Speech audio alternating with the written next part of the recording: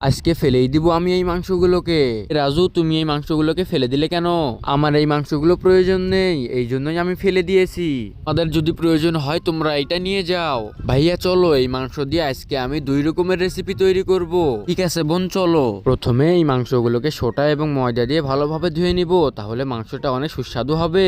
এইবার এই মাংসটাকে চর্বিগুলো আলাদা করে নিতে হবে। চর্বি দিয়ে নতুন রেসিপি বানাবো এবং মাংস দিয়ে আলাদা রেসিপি বানাবো। তো আমার চর্বিগুলো কুচি কুচি করা হয়ে গেছে, এবার রেসিপি বানাবো। রেসিপি দেখার আগে তোমরা যদি তোমার মাকে ভালোবেসে থাকো, ভিডিওটিতে লাইক করে চ্যানেলটিকে সাবস্ক্রাইব করে কমেন্টে বলে যাবে কোন ক্লাসে পড়ো। আগে আমি আমার মাংসের রেসিপিটা তৈরি করব। এর জন্য মাংসটা ফুটি ফুটি করে নিতে হবে। এরপরে কয়েকটা মশলা দিয়ে একটু তেল দিয়ে দিব। দেওয়া হয়ে গেলে উপর থেকে একটু সস দিয়ে দিব। সস দিয়ে একটু লবণ দিয়ে ভালোভাবে এটাকে মাখিয়ে নিতে হবে।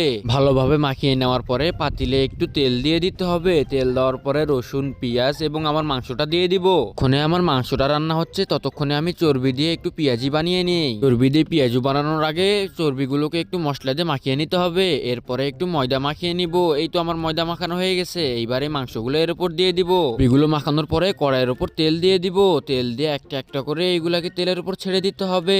এগুলো তেলে কিছুক্ষণ ভেজে নিলেই আমার পেঁয়াজু হয়ে যাবে। এই তো আমার পেঁয়াজু হয়ে গেছে। এইবার এইগুলাকে তুলে নেওয়া যাক। আমার চর্বি দিয়ে পেঁয়াজু ভাজা শেষ। এইবার আমি আমার মাংসগুলোকে পিস পিস করে কেটে নিব।